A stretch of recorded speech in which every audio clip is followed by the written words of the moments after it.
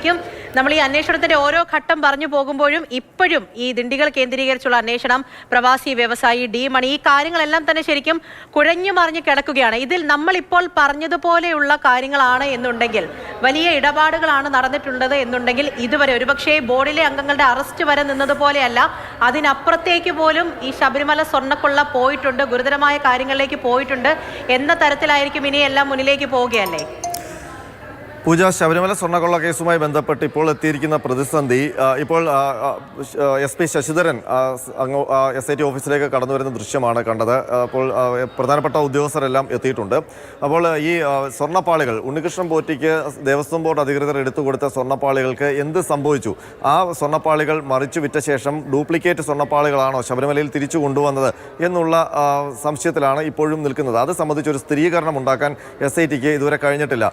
ഉണ്ണികൃഷ്ണൻ പോറ്റി, പങ്കജ് ഭണ്ഡാരിയും ഒപ്പം തന്നെ ഗോവർദ്ധൻ, ഈ 3 പേർക്കും ഈ കാര്യങ്ങളിൽ ഒരു അറിവുണ്ട് എന്നുള്ളതാണ് SITയുടെ കണക്കൂട്ടൽ. അവരെ കേന്ദ്രീകരിച്ചുള്ള അന്വേഷണം മുറുകുന്നതിനിടെയാണ് രമേശ് ചെന്നിത്തലയും അദ്ദേഹത്തിൻ്റെ സുഹൃത്തായ വിദേശ വ്യവസായിയും പുതിയൊരു വിവരവുമായി അവരെ സമീപിക്കുന്നത്. അതായത് ഈ ശബരിമലയിലെ സ്വർണ്ണക്കൊള്ള കേസിൽ പുതിയൊരു ആൾക്ക് ബന്ധമുണ്ട്, അല്ലെങ്കിൽ അന്ന് ഈ സ്വർണ്ണപ്പാളികളുമായി ബന്ധപ്പെട്ട ഇടപാടുകൾ നടന്നിരിക്കുന്നത് തമിഴ്നാട് കേന്ദ്രീകരിച്ചുള്ള ഒരു ദാവൂദ് മണിയിലേക്കാണ്. ഈ സ്വർണ്ണക്കൊള്ള കേസിലെ പ്രതികളായ ഉണ്ണികൃഷ്ണൻ പോറ്റിക്ക് അടക്കം അയാളുമായി ബന്ധമുണ്ട് എന്നുള്ള സുപ്രധാനമായ വിവരമാണ് അവർ നൽകിയത്. അപ്പോൾ ഒരു നമ്പറാണ് ഇയാളുമായി ബന്ധപ്പെട്ട് SITക്ക് കൈമാറിയത്. ആ നമ്പർ കേന്ദ്രീകരിച്ച് ചെന്നൈയിലുമൊക്കെ നടത്തിയ അന്വേഷണത്തിനൊടുവിലാണ് കഴിഞ്ഞ ദിവസം ഏതാണ്ട് ഒരാഴ്ച മുമ്പ് SIT ഡിണ്ടിഗലിലെത്തിയത്. ഡിണ്ടിഗലിലെത്തുമ്പോൾ കാണുന്നത് അവിടെ ഒരു മണിയുണ്ട്. ആ മണിയുടെ കയ്യിലാണ് ഈ നമ്പർ ഉള്ളത്. പക്ഷേ അയാൾ പറയുന്നത്, ഞാൻ ഡി മണി അല്ല, MS മണിയാണ്, ഞാൻ റിയൽ എസ്റ്റേറ്റ് ബ്രോക്കറാണ്, എനിക്ക് വിഗ്രഹ കച്ചവടമോ അതല്ലെങ്കിൽ ആൻറ്റിക് ബിസിനസ്സോ ഒന്നുമില്ല. ഇത് തൻ്റെ കയ്യിലുള്ള നമ്പർ അതൊരു ബാലമുരുകൻ എന്ന് പറയുന്ന തൻ്റെ സുഹൃത്തും ഇടനിലക്കാരനുമായ ആളുടെ നമ്പറാണ്. അയാളുടെ പേരിലുള്ള നമ്പർ താനാണ് യൂസ് ചെയ്യുന്നത്. അത് ദുരുപയോഗം ചെയ്തിട്ടുണ്ടോ എന്നുള്ള കാര്യം അറിയില്ല എന്നുള്ളതാണ്. പക്ഷേ അവിടെ കേന്ദ്രീകരിച്ച് അന്വേഷണം നടത്തുമ്പോൾ പ്രാദേശികമായി അയാൾക്ക് അനുകൂലമായ നിലപാടാണ് ഈ ദിണ്ടിഗലിലെ മാധ്യമപ്രവർത്തകരും ഒപ്പം തന്നെ പോലീസുമൊക്കെ സ്വീകരിക്കുന്നത്. അയാൾക്കെതിരെ കേസില്ല, അയാൾ മറ്റു ഏതെങ്കിലും തരത്തിലുള്ള ദുരൂഹമായ ബിസിനസ്സുകൾ ചെയ്യുന്നില്ല എന്നൊക്കെയാണ്. പക്ഷേ ഇയാളെ കേന്ദ്രീകരിച്ച് മാതൃഭൂമി ന്യൂസ് അടക്കം അതുപോലെ തന്നെ SITയും ഒക്കെ അന്വേഷിക്കുമ്പോൾ ദിണ്ടിഗലിൽ നിന്ന് ലഭിക്കുന്ന വിവരം എന്ന് പറയുന്നത്, ഇയാൾ പല രീതിയിൽ പല പേരുകൾ അറിയപ്പെടുന്ന ആളാണ്. ഇയാളുടെ ഒരു ഘട്ടത്തിൽ ഇയാൾ ഓട്ടോ തൊഴിലാളിയായിരുന്നു, ആ സമയത്ത് ഓട്ടോ മണിയായിരുന്നു, പോപ്കോൺ ബിസിനസ്, തിയേറ്ററുകളിൽ പോപ്കോൺ ബിസിനസ് നടത്തി പോപ്കോൺ മണിയായി, ചില ആൾക്കാരെ പറഞ്ഞു പറ്റിക്കുന്ന ഏർപ്പാടുണ്ടായിരുന്നു എന്ന് പറയുന്നു. അങ്ങനെ ചീറ്റിംഗ് മണി എന്നുള്ള പേര് അയാൾക്കുണ്ട്. ഡയമണ്ട് ബിസിനസ് നടത്തുന്ന പേരിൽ ഡയമണ്ട് മണി എന്ന പേരുണ്ട്. ഡി മണി എന്ന പേര് തനിക്കില്ല എന്ന് അവകാശപ്പെടുമ്പോഴും ഇങ്ങനെ പല മുഖങ്ങളുള്ള ഒരു മണിയാണ് എന്നുള്ള കാര്യം SITക്ക് ബോധ്യപ്പെട്ടു. ഇതിൻ്റെ അടിസ്ഥാനത്തിലാണ് ഇയാളെ വിളിപ്പിച്ചിരിക്കുന്നത് ചോദ്യം ചെയ്യാൻ. ഇതിലും ഒപ്പം തന്നെ ഒരു ശ്രീകൃഷ്ണൻ എന്ന് പറയുന്ന ഒരാളും കൂടി ഉണ്ടല്ലോ അനന്തൻ. ഓക്കെ, അനന്തനിലേക്ക് തിരികെ എത്താം. അപ്പോൾ പ്രധാനപ്പെട്ട വിവരങ്ങളാണ് നമുക്ക് മുന്നിലേക്ക് വരുന്നത്. MS മണിയാണ് താൻ എന്നാണ് പുള്ളി പറഞ്ഞിരിക്കുന്നത്. ആൾ ഉൾപ്പെടെതായി ഇപ്പോൾ ബാലമുരുകനും അന്വേഷണ സംഘത്തിനും മുന്നിലേക്ക് ഹാജരായിരിക്കുകയാണ്. അനന്തൻ തുടരുന്നുണ്ട്. അനന്തൻ, 2 പേര്, ഒന്ന് ഈ പ്രവാസി വ്യവസായി, അയാൾ നൽകിയ മൊഴി കഴിഞ്ഞ ദിവസമൊക്കെ നമ്മൾ സംസാരിച്ചതാണ്. എന്നാലും അന്വേഷണ സംഘത്തിന് മുന്നിലേക്കും അയാൾ വരേണ്ടതായിട്ടില്ലേ? അതോടൊപ്പം തന്നെ ഇവരുടെ കൂട്ടത്തിൽ ഒരു ശ്രീകൃഷ്ണൻ എന്ന പേരിൽ ഒരാളും കൂടി ഉണ്ടല്ലോ. ഈ ചെന്നൈയിൽ നിന്ന് ഡിണ്ടിഗലിലേക്കുള്ള അന്വേഷണ വഴിയിലാണ് SITയുടെ മുൻപിൽ ബാലമുരുകനും ശ്രീകൃഷ്ണൻ എന്ന പേരുമൊക്കെ വരുന്നത്. പക്ഷേ ശ്രീകൃഷ്ണൻ എന്ന പേര് ഇപ്പോഴും സ്ഥിരീകരിക്കപ്പെട്ടിട്ടില്ല. അങ്ങനെ ഒരാളുടെ ബന്ധം എന്താണെന്നും സ്ഥിരീകരിച്ചിട്ടില്ല. അത് ഈ ആദ്യം ഡിണ്ടിഗലിലെത്തുമ്പോൾ SIT സംഘം ബാലമുരുകനെയാണ് കണ്ടെത്തുന്നത്. ബാലമുരുകൻ്റെ സ്ഥലത്ത് റെയ്ഡൊക്കെ നടത്തിയിരുന്നു. അതൊരു ചെറിയ തയ്യക്കടയാണ്. അവിടെ തയ്യൽ തൊഴിലാളിയായിട്ടാണ് ബാലമുരുകൻ ജോലി ചെയ്യുന്നത്. നമ്മൾ മാതൃഭൂമി ന്യൂസ് ആ തയ്യക്കടയിൽ പോയി അയാളുടെ പ്രതികരണമൊക്കെ എടുത്തതാണ്. അയാൾ പറയുന്നത്, എനിക്ക് ഇതുമായി യാതൊരു ബന്ധവുമില്ല, മാത്രമല്ല വളരെ പൊട്ടിക്കരഞ്ഞുകൊണ്ടൊക്കെയാണ് അയാൾ സംസാരിച്ചത്. താനൊരു സാധാരണക്കാരനാണ്, അതേസമയം ഈ MS മണിയുടെ സുഹൃത്താണ് എന്നും അയാൾ പറയുന്നുണ്ട്. പക്ഷേ ഈ ഏതെങ്കിലും തരത്തിലുള്ള ഇടപാടുകൾ നടത്തിയിട്ടില്ല. അപ്പോൾ അയാളുടെ കടയിൽ ഇതുപോലെയുള്ള ഏതെങ്കിലും ബിസിനസ് നടത്തുന്നുണ്ടോ എന്നൊക്കെയുള്ള പരിശോധന SIT സംഘം നടത്തിയിരുന്നു. അതിനിടയിലാണ് ഈ ശ്രീകൃഷ്ണൻ എന്ന് പറയുന്ന ഒരാളും അന്വേഷണ പരിധിയിലുണ്ട് എന്നുള്ള വാർത്തകൾ പുറത്തു വരുന്നത്. പക്ഷേ ബാലമുരുകനിൽ നിന്ന് അന്വേഷണ സംഘം നേരെ എത്തുന്നത് ഈ ഡി മണി എന്ന് സംശയിക്കുന്ന MS മണിയിലേക്കാണ്. പക്ഷേ MS മണി നമുക്ക് മനസ്സിലാക്കാൻ കഴിയുന്നത്, SIT സംഘം വരുമ്പോൾ MS മണി പറഞ്ഞത്, വീട്ടിലേക്ക് പോലീസ് വരുന്നത് താല്പര്യമില്ല, അങ്ങനെയാണെങ്കിൽ ഡിണ്ടിഗൽ ടൗണിലുള്ള തൻ്റെ ഓഫീസിലേക്ക് വരൂ എന്ന് പറഞ്ഞ് ഓഫീസിലേക്കാണ് SIT സംഘത്തെ കൂട്ടിക്കൊണ്ടുപോയത്. അവിടെ വെച്ച് SIT സംഘം ഉണ്ണികൃഷ്ണൻ പോറ്റിയുടെ അടക്കം ചില ഫോട്ടോകൾ കാണിച്ചു. അത് അയാൾ തിരിച്ചറിഞ്ഞില്ല. അയാൾ എനിക്കറിയില്ല എന്നാണ് പറഞ്ഞത്. ശബരിമല സ്വർണ്ണക്കൊള്ളയും അയാൾക്ക് അറിയില്ല എന്നാണ് പറഞ്ഞത്. ആദ്യ ദിവസം ആ ചോദ്യം ചെയ്യലിന് ശേഷം മാധ്യമപ്രവർത്തകരോട് സംസാരിച്ചപ്പോഴും താൻ ഇതൊന്നും അറിയില്ല, എനിക്ക് അങ്ങനെ ഒരു ബിസിനസ്സേ ഇല്ല എന്നാണ് പറഞ്ഞത്.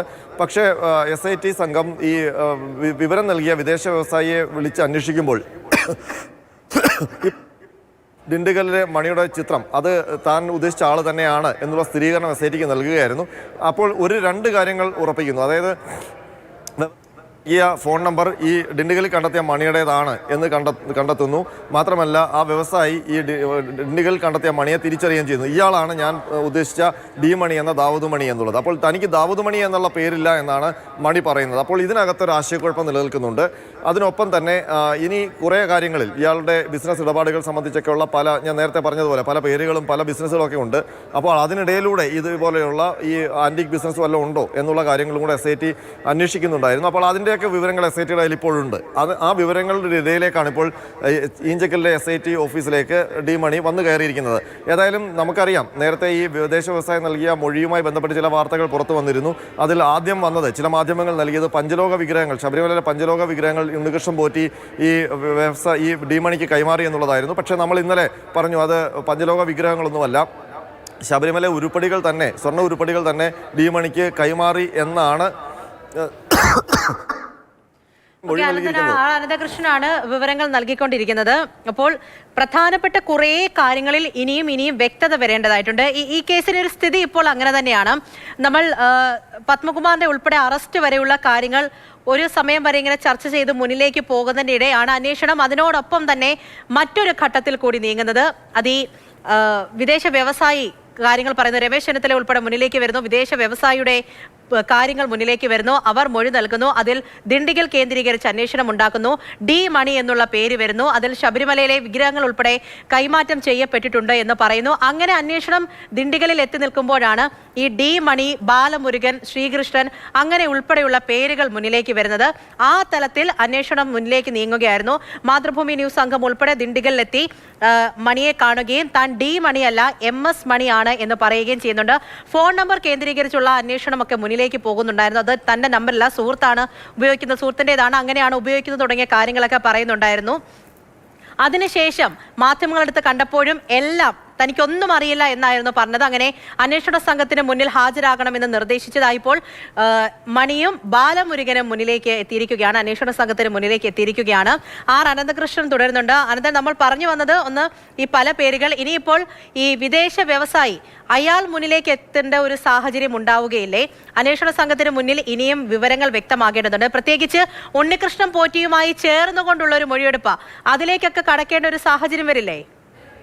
അത്തരം ഘട്ടങ്ങളിലേക്ക് കടന്നിട്ടില്ല പൂജ. നേരത്തെ പൂജ പറഞ്ഞപ്പോൾ വിഗ്രഹങ്ങളുടെ കാര്യം, അതായത് വിഗ്രഹ ഇടപാട് നടന്നു എന്ന് മാതൃഭൂമി ന്യൂസ് വാർത്ത കൊടുത്തിട്ടില്ല, അത് മറ്റു ചില മാധ്യമങ്ങളാണ്. അപ്പോൾ അങ്ങനെ ആ മൊഴിയിലില്ല എന്നുള്ള കാര്യം വ്യക്തമാണ്. അതായത് ഡി മണിയും ഉണ്ണികൃഷ്ണൻ പോറ്റിയും തമ്മിൽ പഞ്ചലോക വിഗ്രഹങ്ങളുടെ ഇടപാട് നടന്നു, അല്ലെങ്കിൽ ശബരിമലയിൽ പഞ്ചലോക വിഗ്രഹങ്ങളുടെ ഇടപാട് നടന്നു എന്നുള്ള വാർത്ത ചില മാധ്യമങ്ങൾ നൽകിയിരുന്നു. അത് തെറ്റായിരുന്നു. ആ മൊഴിയിൽ അങ്ങനെയല്ല പറഞ്ഞിരുന്നത് വിദേശ വ്യവസായി. അദ്ദേഹം പറഞ്ഞ് കൊടുത്ത മൊഴിയിൽ ശബരിമലയിലെ സ്വർണ്ണ ഉരുപ്പടികൾ, ഈ ഇപ്പോൾ കാണാതായ ഉരുപ്പടികൾ കൈമാറിയിട്ടുണ്ട് എന്നുള്ളൊരു വിവരം തനിക്കറിയാം എന്നുള്ളതാണ് ആ മൊഴിയിലുള്ളത്. ഇപ്പോൾ വ്യക്തമാകേണ്ടത് ഈ SIT ഇപ്പോൾ നടത്തുന്ന ചോദ്യം ചെയ്യലിൽ ഈ സ്വർണ്ണക്കൊള്ളയുമായി ഇപ്പോൾ വന്നിരിക്കുന്ന മണിക്ക് എന്തെങ്കിലും ബന്ധമുണ്ടോ, ഈ വിദേശ വ്യവസായം നൽകിയ മൊഴി പ്രകാരമുള്ള എന്തെങ്കിലും കാര്യങ്ങൾ നടന്നിട്ടുണ്ടോ, അതിൻ്റെ ഇടപാടുകൾ ഉണ്ണികൃഷ്ണൻ പോറ്റിയുമായിട്ട് ബന്ധപ്പെട്ടോ അതല്ല ഈ പ്രതിപട്ടികയിലുള്ള മറ്റാരെങ്കിലുമായി ബന്ധപ്പെട്ടോ നടന്നിട്ടുണ്ടോ, ഇയാൾ തിരുവനന്തപുരത്തോ അതല്ലെങ്കിൽ ശബരിമലയിലോ അതല്ലെങ്കിൽ കേരളത്തിൻ്റെ മറ്റേതെങ്കിലും സ്ഥലത്തോ ഈ ലോഹ ഇടപാടുമായി ബന്ധപ്പെട്ട് വന്നിട്ടുണ്ടോ എന്നൊക്കെയുള്ള കാര്യങ്ങളിലാണ് വ്യക്തത വരുത്തേണ്ടത്. അതുമായി ബന്ധപ്പെട്ടാണ് ചോദ്യം ചെയ്യൽ നടക്കുന്നത്. അതിൽ എന്തെങ്കിലും വിവരം ലഭിച്ചാൽ മറ്റു നടപടികളിലേക്ക് SIT നീങ്ങും. പൂജ. ശരി, അനന്തകൃഷ്ണനാണ് വിവരങ്ങൾ നൽകിക്കൊണ്ടിരിക്കുന്നത്. ശബരിമല സ്വർണ്ണക്കൊള്ള കേസിലാണ് ദിണ്ടിഗൽ സ്വദേശിയായ MS മണിയും സുഹൃത്ത് ബാലമുരുകനും അന്വേഷണ സംഘത്തിന് മുന്നിൽ ഹാജരാകാൻ വേണ്ടിയിട്ട് ഇന്നാണ് നിർദ്ദേശം നൽകിയത്. അപ്പോൾ രണ്ടുപേരും ഇപ്പോൾ അന്വേഷണ സംഘത്തിന് മുന്നിലെ എത്തിയിരിക്കുകയാണ്. SITയുടെ ക്രൈംബ്രാഞ്ച് ഓഫീസിൽ ഇപ്പോൾ എത്തിയിരിക്കുന്ന ദൃശ്യങ്ങൾ കൂടിയാണ് ഇപ്പോൾ കാണുന്നത്. ഇരുവരുമായി ബന്ധപ്പെട്ടുള്ള ചോദ്യം ചെയ്യൽ അത് വളരെ പ്രധാനപ്പെട്ടതാണ്. മാധ്യമങ്ങൾക്ക് മുന്നിൽ ദിണ്ടിഗലിലൊക്കെ എത്തിയപ്പോഴത്തേക്ക് മാധ്യമങ്ങൾക്ക് മുന്നിൽ തനിക്കൊന്നും അറിയില്ല എന്ന് പറഞ്ഞു എങ്കിൽ പോലും ശക്തമായിട്ടുള്ള അന്വേഷണം അത് മുന്നിലേക്ക് പോകുന്ന ഒരു സാഹചര്യം ഉണ്ടായിരുന്നു. അതിനിടയിലാണ് ഈ പേരുകളൊക്കെ തന്നെ നമ്മൾക്ക് മുന്നിലേക്ക് വരുന്നത്. അങ്ങനെ ബാലമുരുകനും ഇപ്പോൾ കാണുന്നത് ബാലമുരുകനെയാണ്. അപ്പോൾ MS മണിയാണ് താൻ D മണിയല്ല MS മണിയാണ് എന്ന് പറഞ്ഞിരിക്കുന്നത്. അങ്ങനെ മണിയും അന്വേഷണ സംഘത്തിന് മുന്നിൽ ഹാജരായിരിക്കുകയാണ്. പ്രധാനപ്പെട്ട പല വിവരങ്ങളും ഇനി മുന്നിലേക്ക് വരേണ്ടതായിട്ടുണ്ട് എന്നാണ്. ശബരിമല സ്വർണ്ണക്കൊള്ളയുമായി ബന്ധപ്പെട്ട് കഴിഞ്ഞ ദിവസം ഉൾപ്പെടെ ഈ പ്രവാസി വ്യവസായിയുടെ മൊഴി എങ്ങനെയാണ് അന്വേഷണ സംഘത്തിന് മുന്നിൽ ലഭിച്ചിരിക്കുന്നത് തുടങ്ങിയ കാര്യങ്ങളൊക്കെ നമ്മൾ സംസാരിച്ചിട്ടുണ്ടായിരുന്നു. ഒരുപാട് കാര്യത്തിൽ വ്യക്തത വരുത്തേണ്ടതായിട്ടുണ്ട്. അപ്പോൾ അതുമായി ബന്ധപ്പെട്ട് നിർണായകമായ ചോദ്യം ചെയ്യൽ കൂടിയാണ് ഇന്നത്തെ ദിവസം തിരുവനന്തപുരത്തുള്ള ക്രൈംബ്രാഞ്ച് ഓഫീസിൽ നടക്കാൻ പോകുന്നത്. അനന്തകൃഷ്ണൻ തുടരുന്നുണ്ട്. അനന്തൻ, കഴിഞ്ഞ ദിവസം ഈ പ്രവാസി വ്യവസായി നൽകിയ മൊഴിയുമായി ബന്ധപ്പെട്ടുള്ള കാര്യങ്ങൾ നമ്മൾ പറഞ്ഞിട്ടുണ്ടായിരുന്നു. അപ്പോൾ അതിൽ പറയുന്നത് ഈ ശബരിമലയിലെ ഉരുപ്പടികൾ അത് കൈമാറ്റം ചെയ്യപ്പെടുന്നുണ്ട്. അത് ഈ D മണി തന്നെയാണ്, ദിണ്ടിഗലിൽ കണ്ടെത്തിയ മണി തന്നെയാണ് D മണി എന്നുള്ളത്. അത് തനിക്ക് അറിയാവുന്ന കാര്യമാണ്, സാക്ഷിയാണ് എന്നുള്ളതാണ്. ഇടപാട് നടന്നത് തിരുവനന്തപുരത്ത് വെച്ചാണ് എന്ന് പറയുന്നുണ്ട്. ഇതൊക്കെ ഏത് കാലഘട്ടത്തിലായിരിക്കും നടന്നിരിക്കുന്നത് എന്നാണ് ഈ വ്യവസായി ഇപ്പോൾ മൊഴിയായിട്ട് നൽകിയിരിക്കുന്നത്. അപ്പോൾ ആ കാലഘട്ടമൊക്കെ കൂട്ടിച്ചേർത്ത് നോക്കണ്ടേ? ആ കാലഘട്ടത്തിൽ മണി ഇവിടെ വന്നിട്ടുണ്ടോ എന്നൊക്കെയുള്ള കാര്യങ്ങളാണ് അറിയേണ്ടത്. ഈ മൊഴിയിലെ പൂർണ്ണമായ വിശദാംശങ്ങൾ നമുക്കറിയില്ല. ഏത് കാലഘട്ടത്തിലാണ് ഇടപാട് നടന്നത് എന്നത് സംബന്ധിച്ചും വ്യക്തതയില്ല.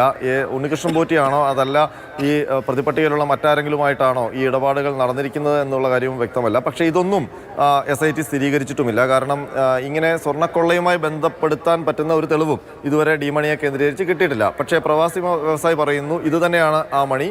മാത്രമല്ല, ഞാൻ തന്ന നമ്പർ, വ്യവസായി കൊടുത്ത നമ്പർ പ്രകാരം അന്വേഷിച്ചപ്പോൾ ഇയാൾ തന്നെയാണ് എത്തിയത്. അപ്പോൾ എന്തോ ഒരു ഇടപാട് ഒരു പക്ഷേ ഈ ഇവരുമായി ഉണ്ടാകാം എന്നുള്ളൊരു നിഗമനം SITക്കുണ്ട്, ഒരു സംശയം SITക്കുണ്ട്. അപ്പോൾ അതിൻ്റെ ദൂരീകരണമാണ് ഇന്ന് നടക്കുന്നത്. ഏതായാലും നമുക്കിപ്പോഴും അജ്ഞാതമാണ് ഈ സ്വർണ്ണപ്പാളികൾക്ക് എന്ത് സംഭവിച്ചു എന്നുള്ളത്. അത് ഉരുക്കി സ്വർണം മാറ്റി വിറ്റു എന്നുള്ളതാണ് പങ്കജ് ഭണ്ഡാരിയും ഉണ്ണികൃഷ്ണൻ പോറ്റിയും ഗോവർദ്ധനും ഒക്കെ പറയുന്നത്.